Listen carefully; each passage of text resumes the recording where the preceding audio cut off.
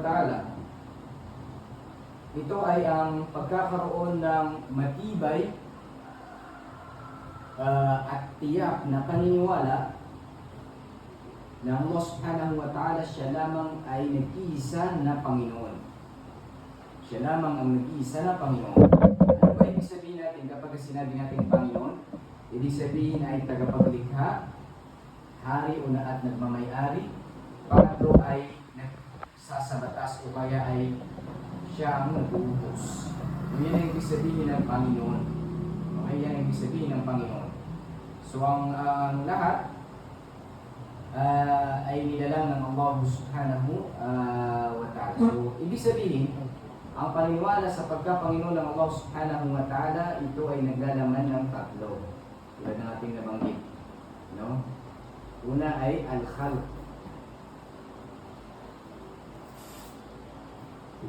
Ano ba ibig sabihin ng al-khalq? Ay ibig sabihin ang Allah Subhanahu wa Ta'ala siya ang naglikha ng lahat ng bagay. Maliban sa kanya, lahat ito ay kanyang nilalang. Sinabi ng Allah Subhanahu wa Ta'ala, Allahu khaliqu kulli shay' wa huwa ala kulli shay'in wakil. Allah Subhanahu wa Ta'ala ang naglikha ng lahat ng bagay. Ng lahat ng bagay. Sinabi rin ng Allah Subhanahu wa Ta'ala, wa khalaqa kulla shay'in faqaddarahu taqdira. Ay nilikha niyang lahat ng bagay, pagkatapos ito ay kanyang binigyan ng qadar, ng kapalaran. Tinakda ng lahat ng Allah Subhanahu wa Ta'ala. So yan itong al-khalq o yung paglalang, ito ay maaaring minsan na ito ay naiuugnay sa mga tao, katulad natin. Naiuugnay sa atin, mayroong mga tao na sabi ito ay aking nilikha, di ba? Ngunit ang pagkakaiba ng salitang ito, kapag ito ay naiugnay sa tao, ito ay tinatawag na relatibong paglikha. Ibig sabihin natin sa salitang ito na relatibong paglikha, kapag naiugnay sa tao ang paglikha, ibig sabihin ito ay itong taong ito meron siyang ginamit na mga kasangkapan, mga bagay, inipon niya ito, mula rito siya ay naglikha. Ngunit ang Allah Subhanahu wa Ta'ala na siyang tagapaglikha na tunay ay nililikha niya ang lahat na anuman na kanyang gustuhin o sinuman na kanyang naisin nang walang pinagmulan, no? Walang ginamit na kasangkapan, bagay ang Allah Subhanahu wa Ta'ala. Yan ang ibig sabihin ng Pero ang Allah Subhanahu wa Ta'ala mananatili ng kanyang nilikha siyang pinaka-perfecto, pinaka-mahusay. Katulad ng sinabi ng Allah, Fatabarakallahu ahsanul khaliqin. Ay Fatabarakallah, ibig sabihin ay talagang mabiyaya, mapapala ang Allah Subhanahu wa Ta'ala. Siya pinaka-mahusay ang kanyang mga nilalang. Nilikha. Pangalawa na nilalaman ng paniwala sa pagka-Panginoon ay al-mulk. Ibig sabihin ng al-mulk ay ang Allah Subhanahu wa Ta'ala, siya ang hari at nagmamayari. Maliban sa kanya, ito ay pagmamayari ng Allah Subhanahu wa Ta'ala. Sinabi ng Allah, alam ta'alam anna Allah lahu mulku as-samawati wal-ard. Hindi mo ba alam, Muhammad, na ang Allah ang siya nagmamayari ng kalangitan at ng kalupaan? Sinabi rin ng Allah Subhanahu wa Ta'ala, walillahi mulku as-samawati wal-ard. Ay ang Allah Subhanahu wa Ta'ala nagmamayari, siya lamang nagmamayari ng kalangitan at ng kalupaan, no? Ng kalupaan. At itinanggi ng Allah Subhanahu wa Ta'ala na mayroong pang iba maliban sa kanya na mayroong pagmamayari. Itinanggi ito ng Allah. Tulad ng sinabi ng Allah Subhanahu wa Ta'ala, Dalikumullahu Rabbukum lahul mulk والذين تدعون من دونه من كثير ما يملكون من دونه ما يملكون من كثير. Sinabi ng Allah Subhanahu wa Ta'ala, siya ang inyong Panginoong Allah Subhanahu wa Ta'ala. Siya ang nagmamayari ng lahat at sila na inyong tinatawag, maliban sa Kanya, wala silang anuman na pagmamayari kahit pa ito ay isang teknir. Parang natatandaan ko tuloy nito yung napalaki ko sa inyo. Ibig sabihin ito yung datilis, yung buto ng datilis, merong napakanipis na nakabalot sa buto na ito. Itong nakabalot sa buto na ito na napakanipis na kulay puti, ang tawag niya sa Arabic ay kitmir. So Allah subhanahu wa ta'ala sinabi niya, itong kitmir na ito, kahit itong mismo na napakanipis, napakanipis at napakaliit na bagay,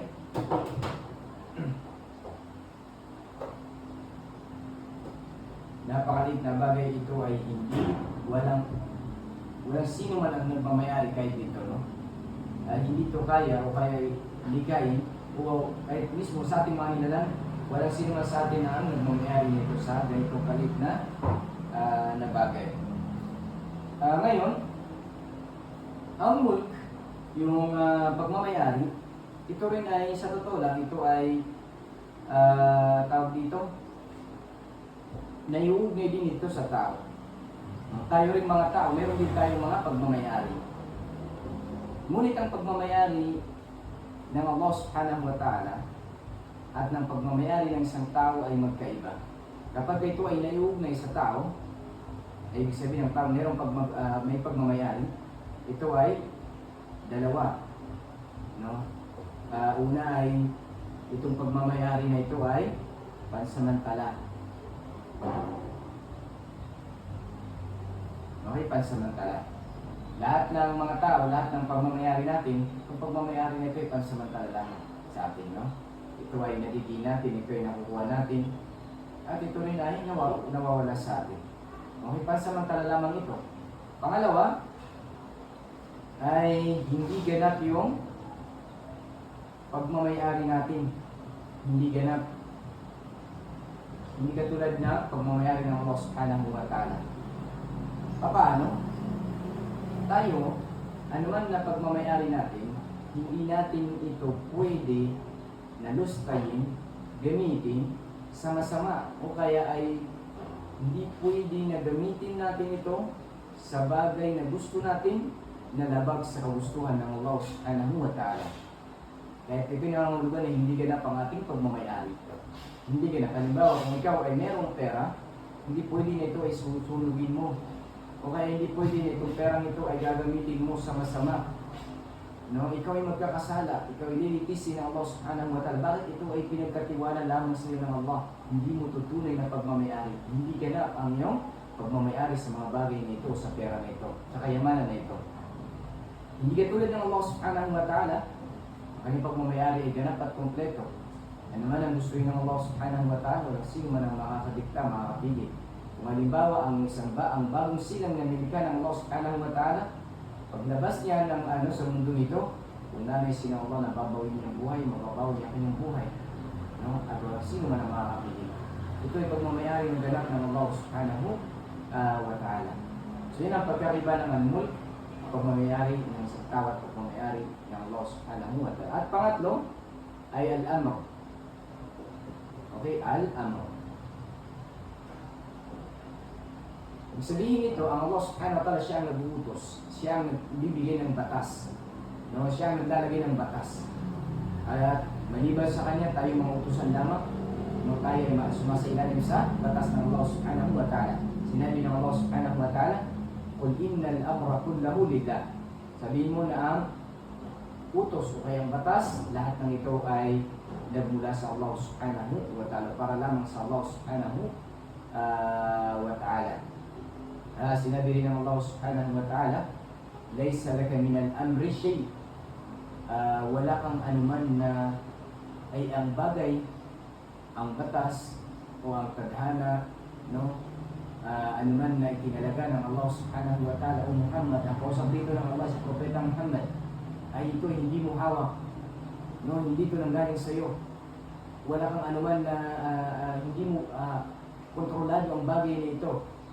Itong ayan na ito, sinabi ito ng Allah subhanahu wa ta'ala, ipinahayag niya kay Propeta Muhammad sallallahu alaihi wasallam sa labanan sa Uhud. Labanan sa Uhud. Kung saan ay doon sa labanan na yun ay matindi yung nangyari sa mga kamusliman. At ang Propeta sallallahu alaihi wasallam siya ay tinamaan sa mukha, sa noo, at ganoon din nawalan siya ng ngipin sa harapan. So dahil sa tindi ng kanyang sinapit sa labanan na yon, sinabi ng Rasulullah sallam, kayfa yuflihu qawmun sajju nabiyahu. Paano magtatagumpay ang ang mamamayan, ang grupo, mga tao na sinaktan nila ang kanilang propeta. So, ang Allah subhanahu wa ta'ala ipinahid niya itong ayan na ito. Na Muhammad, hindi mo kontrolado ang bagay na ito. Nung hindi ikaw ang nagano nito, nagtakda nito, hindi ikaw ang nag-utos nito, ay nagsabatas dito, kundi ang Allah subhanahu wa ta'ala. Kundi ang Allah subhanahu wa ta'ala. So, mismo ang propeta Susan, hindi niya hawak ang mga bagay na ito. No? Mga bagay na ito. Pero meron tayong dito sa al-amr na ito, ibig sabihin ay ang Allah subhanahu wa ta'ala siya nag-utos, siya yung naglagay ng lahat ng mga mangyayari, siya yung naglagay ng batas. Yan ibig sabihin ng al-amr. Pasok na dyan yung tadhana, dahil ito yung tadhana, ito lahat ang mangyayari dito sa mundo, lahat na nilalaman ito lahat ay nilalaman ng al-amr, ng pati na rin yung mga nakatakda, mga batas na nilagay ng Allah subhanahu wa ta'ala. At dito sa na ito, sa pagtatakda ng Allah subhanahu wa ta'ala, paglalagay niya ng kapalaran sa lahat, ito ay meron tayong dalawang bagay na dapat malaman. Ano yun? Meron tayong tinatawag na itinadhana ito ng Allah subhanahu wa ta'ala na tinatawag ito na kauni. Okay? Tinatawag ito na kauni. Ibig sabihin ng kauni,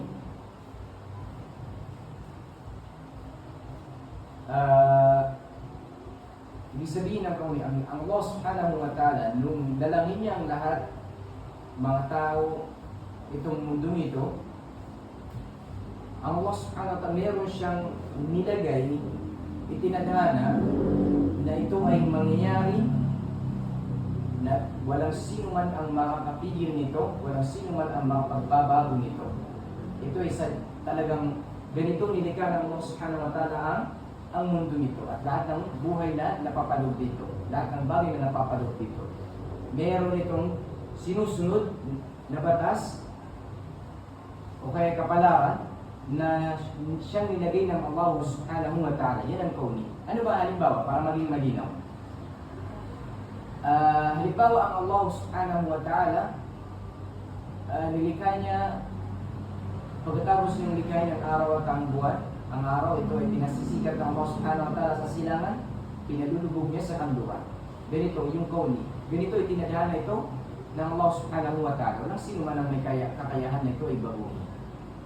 Halimbawa ang tao, nilikha tayo ng Allah subhanahu wa ta'ala na tayo nagsisimula ng binagsasanggol, tapos tayo ay lumalaki, no, hanggang sa tayo ay umabot halimbawa sa 40, pagkatapos natin umabot sa edad na 40 taong gulang, ay bababa na naman tayo, patanda na naman tayo mga patanda.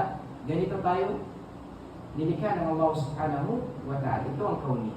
O kaya ay kabilang sa mga kauni ay ang kamatayan. Ang Allah subhanahu wa ta'ala kabilang sa kanyang kapalaran na nilagay ang lahat ng buhay makakalasap ng kamatayan. Walang sino man ang makakatakas nito.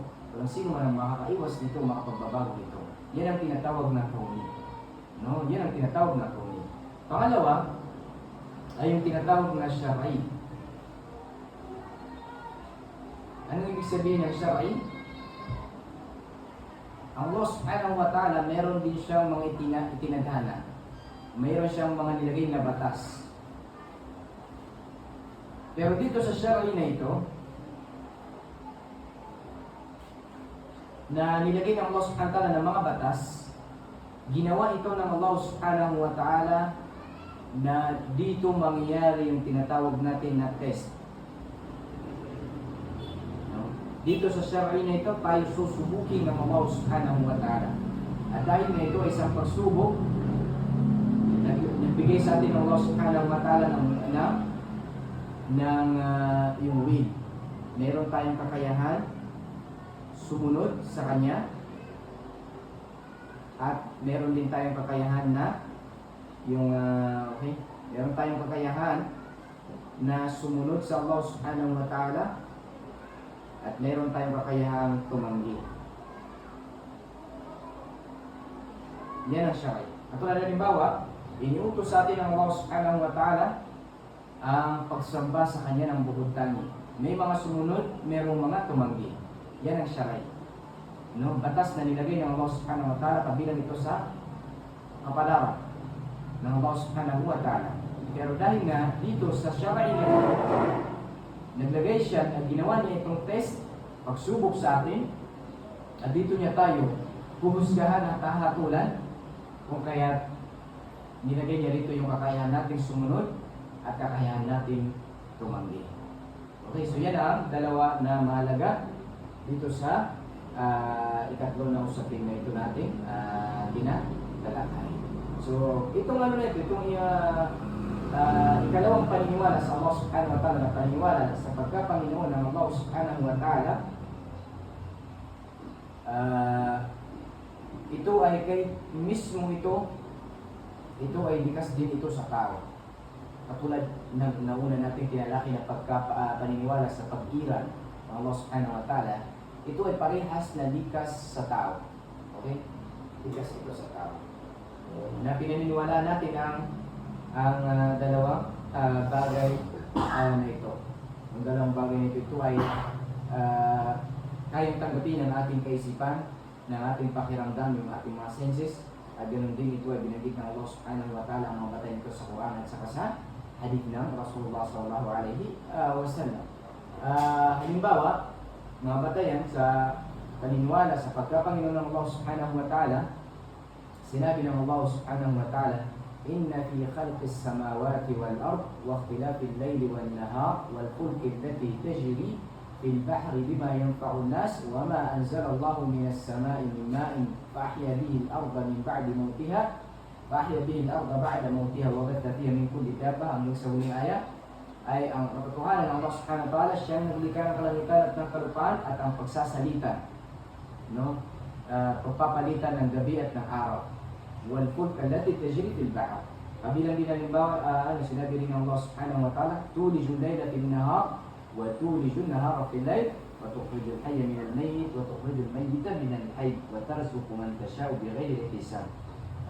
Pinagpapalitan ng Allah, nagpapalit ng Allah subhanahu wa ta'ala yung gabi at ng umaga, at nilalabas niya ang buhay mula sa patay at nilalabas niya ang patay mula sa buhay, at kanyang binibiyaya ng sinima na kanyang gustuhin ng walang hisab, ibig sabihin walang limitasyon. Ibig sabihin ng nilalabas ng Allah ang buhay mula sa patay, tinutukoy dyan halimbawa niya ay halimbawa ang isang butil, ang isang butil, ito ay walang buhay.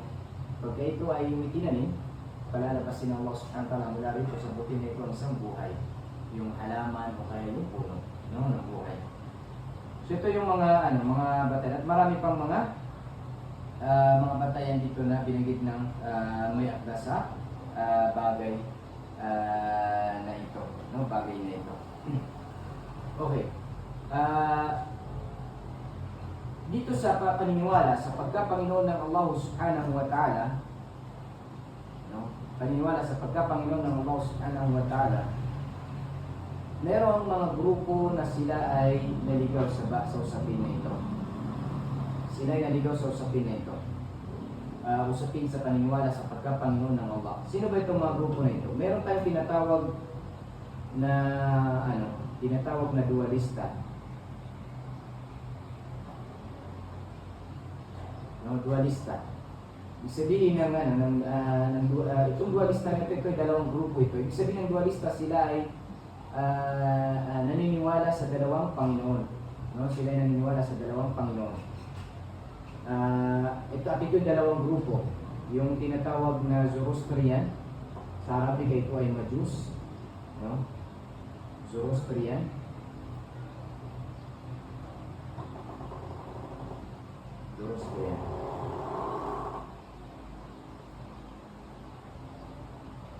Tinatawag ito sa Arabic na Majus. At yung ikalawa ay tinatawag sa Arabic na Manawiya. Ito ay sa English ay hindi ko alam kung paano ito basahin. Pero ito ay Manawiya sa Arabic. Itong dualista na ito, ang kanilang paniniwala, sila ay naniniwala na mayroong dalawang Panginoon, dalawang manlilikha.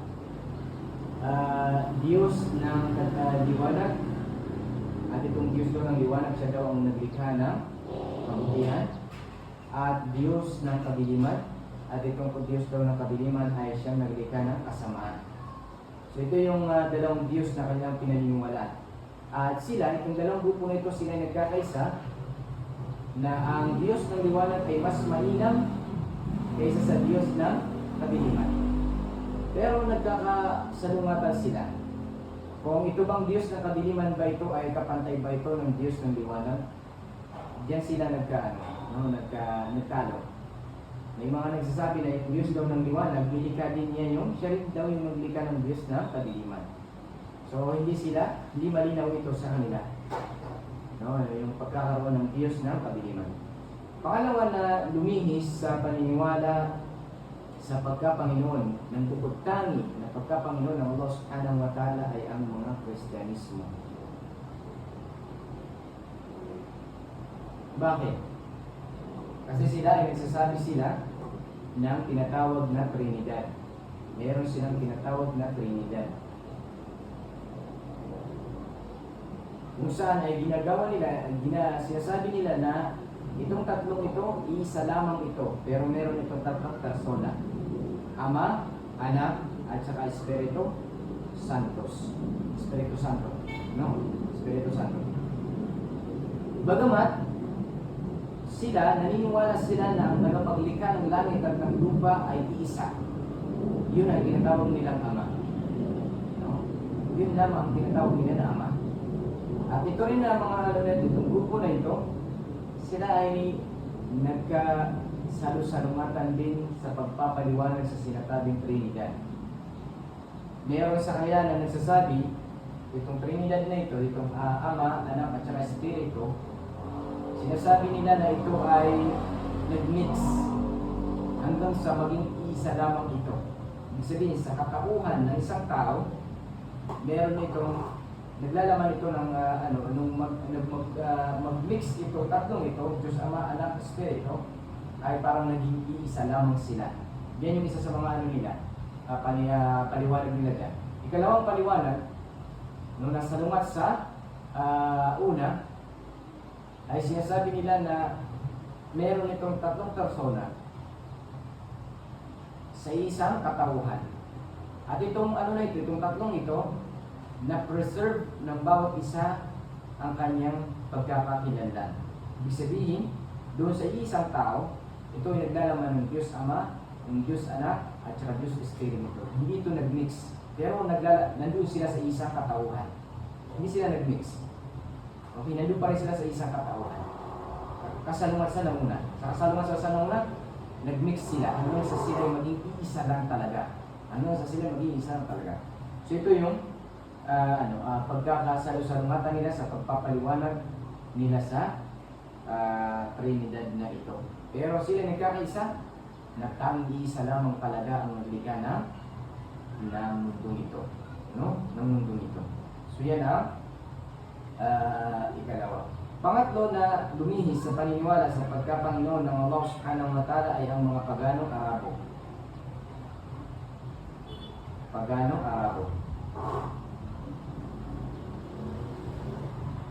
Ano ang paniniwala ng mga paganong Arabo? Itong mga paganong Arabo ay naniniwala sila na ang mga Diyos-Diyosan nila na kanilang sinasamba, meron itong kakayahan magbigay ng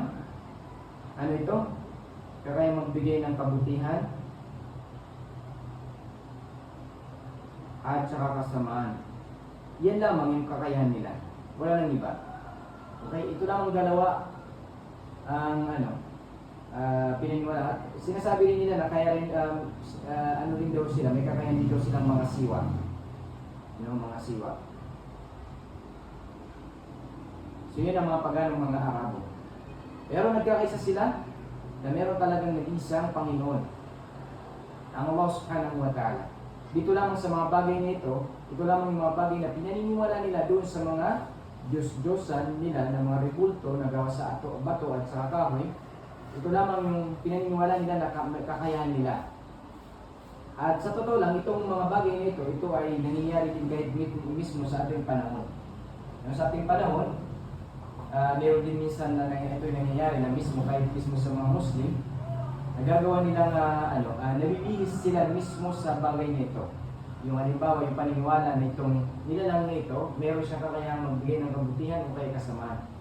At tulad halimbawa ng mga mangilan sa mga tao na pumupunta halimbawa sa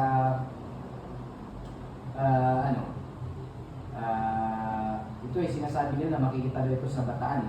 Yung napakalaking kahoy ng Balete, malaking kahoy, Balete pa yun, na meron silang paniniwala rito na ang babae hindi nanganganak, walang kakaya. Halimbawa yung talagang bao, pag daw siya ay umikot-ikot dito sa ano na ito, sa kahoy na ito ay mabubuntis daw siya. No? Ibig sabihin kabutihan, nakapagbibigay ng kabutihan. Nakita nyo pa paano naninigaw yung mga tao sa bagay na ito? Kasi yung mga tao ay mahilig sa kabutihan. Ganoon din, halimbawa, minsan may mga pagkakataon na mapupunta sa ibang mga lugar at meron silang mga balon, nagtatapon yung mga tao dito ng mga pera, tapos sila ay nag-wish. Meron silang paniniwala na dahil ang paniniwala nila rito sa ano na ito, makapagbibigay ng kabutihan sa yes, tatapon sila ng pera, tapos sila ay nag-wish. Eh, bakit? Kasi daw, meron silang paniniwala na makapagbibigay sa kanila ito ng kabutihan. Nakita nyo pa paano, kahit mismo sa panahon natin ngayon, nililihis tayo sa paniniwala na mayroong Panginoon na tagapanustos. Mayroong Panginoon na talagang sa kanila nagmulang lahat ng kabutihan. Kapag ito ay gusto niya sa sinuman. No? Pero din ang kasamaan. Ito sa Allah subhanahu wa ta'ala. Pero, hindi pagtatambal natin siya sa bagay nito. Dahil sa mga gawain na ito. Sa usaping kasamaan, ito rin ay nagagawa ng mga ilan. Katulad na halimbawa na kapag yung mga ibang mga tao natatakot sila sa isang sa lawa na ito, sa ilog na ito dahil marami ng mga nalunod, meron silang pinaniniwalaan na masama dito. Ang ginagawa nila, sila ay nagkakatay, nag-aalay para lamang daw hindi sila madunod dito sa lawa na ito. So ito ay may paniniwala sila na ito ay nakapagbibigay ng kasamaan. So nakikita mo ito yung paniniwala ng mga Arabo na hanggang ngayon ay makikita natin sa mga tao. Okay? Ito man ay minsan sa kasamang palad, pati ang mga Muslim ay nakagawa ng bagay na ito. Okay? Yung bagay na ito. Pangapat na mga tao, grupo ng mga tao na lumihis sa pagpaniwala sa pagkapanginoon ng Allah subhanahu wa ta'ala. Para maging malinaw, no? Bakit ang mga paganong Arabo ay nalihis sila sa paniniwala sa pagkapanginoon ng Allah? Kasi yung kabutihan at kasamaan, ito ay bukod tangi na nagmumula sa Allah subhanahu wa ta'ala. Kapag pinaniniwalaan mo na mayroong pang iba na pinagmumula ng kabutihan at ng kasamaan maliban sa Allah, ito ay pagtatambal sa Kanya sa usapin ng pagkapanginoon. Lahat ng mga bagay na nakikita natin na pinagmumula ng kabutihan, ito ay kasangkapan lamang. Ito ay asbab kung tawagin. Hindi mismo sa Kanya nagmula ito, kundi ito ay pinadaan sa Kanya ng Allah subhanahu wa ta'ala. Ang tunay na pinagmumula nito ay ang Allah subhanahu wa ta'ala. Kung meron ka mang pinaniniwalaan na siya mismo yung pinagmumula ng kabutihan na ito, at siya rin mismo ang pinagmumula ng kasamaan, ito ay pagtatambal sa pagkapanginoon ng Allah subhanahu wa ta'ala. Pangapat ay ang mga tinatawag na Qadariya Nufat. Ibig sabihin ng salitang ito, yung Qadariya Nufat, ay ito yung mga hindi naniniwala sa tadhana. No? Ito yung mga hindi naniniwala sa tadhana.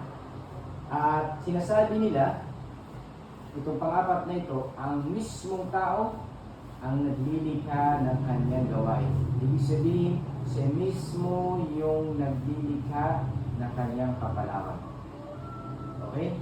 Hindi ang Allah subhanahu wa ta'ala. Yan ang tinatawag na Qadariya Nufat. So bakit sila nalihis sa pagkapaniwala sa pagkapanginoon ng Allah subhanahu wa ta'ala? Dahil ang paniniwala natin, Allah subhanahu wa ta'ala ang siyang nagtadhana ng lahat.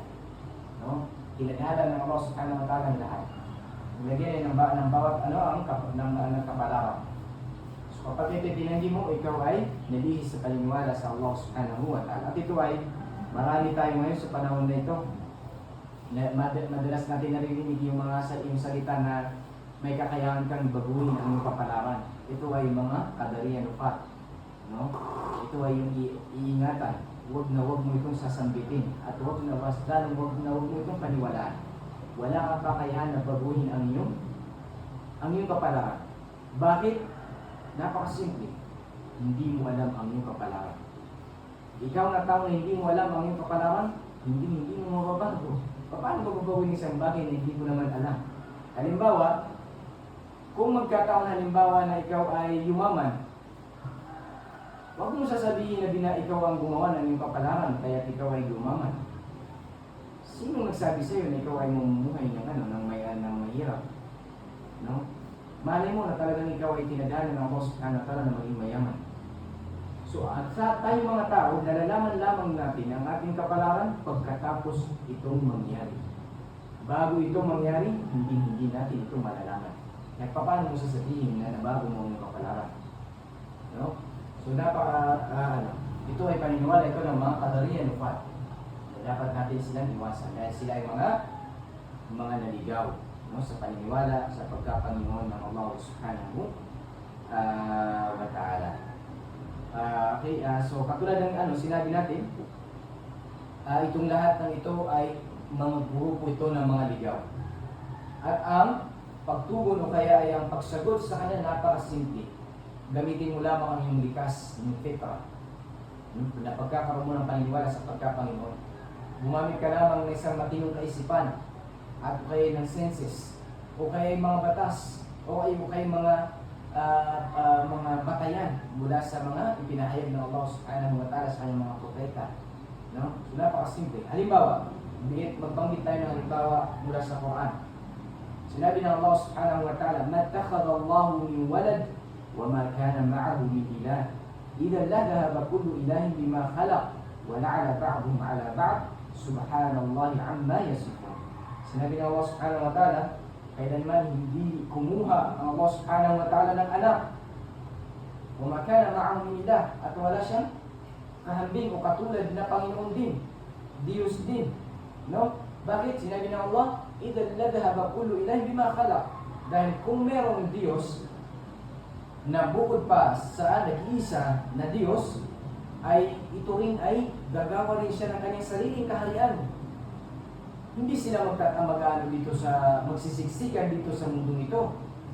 Dahil itong Diyos na ito, Panginoon na ito, na iba, meron din siyang kakayahang lumikha. So bakit siya makipagsisiksikan sa ibang Diyos? Gagawa rin siya ng kanyang mga nilalang. Okay, gagawa rin siya ng kanyang mga nilalang. So, wala ala ba'dhum ala ba'd. O kaya, sinabi ng Allah, magpapatasan sila, mag-aaway sila. Katulad ng nakikita natin sa mga palabas, nakikita niyo yung mga palabas kung paano ang director pinag-aaway niya ang mga Diyos. Yung mga Diyos. Sino ba yun? Si Zeus? Tsaka si Helios. Ito yung mga palabas na pinag-aaway nila yung mga Diyos-Diyosan na ito. Nakita niyo ito ay bakit ito kasi hindi kasi ito sa kaisipan ng isang tao. Hindi pwede nito ay pantay-pantay. Meron talagang mas higit na mas makapangyarihan. At kung meron lang sa kanila na mas higit na mas makapangyarihan, yun ang tunay na Diyos. Yun ang tunay na Panginoon. Okay? Kaya nga, itong halimbawa, paniniwala na meron pang Diyos maliban sa Allah subhanahu wa ta'ala, meron itong dalawang kalagayan. No? Hindi lalabas sa dalawang kalagayan. Unang kalagayan ay bawat isa sa kanila, bawat isa sa mga Diyos na ito ay magsasarili, no? Gagawa siya ng kanyang sariling kaharian. At kung ito ay mangyari, ito ay napaka-imposible. Kapag halimbawa, tinignan natin halimbawa ang mundo ito, ang mundo natin. Mapapansin natin na simula lang tayo mamulat dito sa mundo ito, wala tayong makikita ng pagbabago. Ang araw ay sumisikat pa rin sa silangan, lumulubog pa rin sa kanluran. Ang kalangitan, ang kulay ng kalangitan hindi pa rin nagbabago. O kaya ang lupa na ito hindi pa rin nagbabago. Nangangahulugan na isa lamang ang Diyos. Kasi kung dalawa ang Diyos, makikita natin at mapapansin natin ang pagbabago. No? Dahil tiyak na itong mga Diyos na ito, meron silang kani-kanyang kagustuhan. Kani-kanyang gawain. Gusto niyang gawin ito, gusto niyang gawin ito. Kung mag-aaway sila, hindi pa, napaka-imposible na magkakaiba silang Diyos, pagkatapos ay isa lamang kanilang gustong gawin. No? Napaka-imposible. Maaaring itong Diyos na ito, gusto niya si Fulan ay mabuhay. Itong Diyos naman, hindi. Gusto ko itong mamatay. No. So nakita, mag-aaway sila sa ano. So ngayon, kung halimbawa, mayroong higit sa isang na Diyos, ay tiyak na maghahari din yung isa. Which is, ito yung kapag pinag-nilay natin, itong doon mapapansin natin na napaka-imposible na mayroong dalawang Diyos. Kasi nga, walang nangyayaring pagbabago. So nangangulugan na isa lamang ang Diyos. Ikalawa, no, ito ay mag-aaway. No? At sila kapag nag-aaway, ito ay mararamdaman natin. Mag-aaway itong mga Diyos na ito.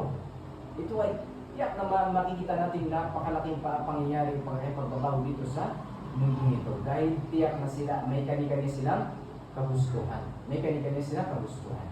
So, mangyayari, either parehas mangyari yung kanilang kagustuhan o kahit parehas hindi mangyari yung kanilang kagustuhan. Which is ito yung napaka-imposible.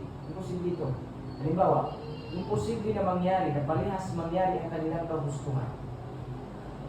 No, halimbawa, yung isa ang gusto niya, ikaw ay mamatay. Yung isa ang gusto niya, ikaw ay mabuhay. Meron ka bang nakikita na gano'n? Ano yung zombie? Sa pagpapasa, zombie. Patay at the same time buhay. Okay? So, napaka-imposible na mangyari yung parehas na kanilang kagustuhan. O kaya ay, mangyari yung hindi nila, mangyaring parehas, yung hindi nila kagustuhan. Napaka-imposible ito. So, anong mangyayari? Anong mangyayari? Ay, ito lang mga choice. Manaig ang isa sa dalawa.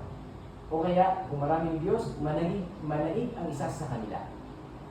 At kung meron mang manaig ang isa sa kanila, na yung kanyang kagustuhan ang tanging nasusunod, yun ang tunay na Panginoon at tunay na Diyos na dapat kapag-dapat sambahin. Dahil siya tunay na Diyos. No, siya ang tunay na makapangyarihan. Siya ang tunay na dakila. So napakasimple. No, kapag ginamit ang luhikan ng isang tao. So ito ang paniniwala. Pangalawa, na nilalaman ng paniniwala sa Allah ay paniniwala sa kanyang pagka-Panginoon. Ibig sabihin, siya lamang ang bubutangin na naglalang manlilikha, nagmamayari nito at nangangasiwa, at nagbigay o kaya nag-utos o kaya naglagay ng batas. Inshallah, ito natin kung papatuloy inshallah.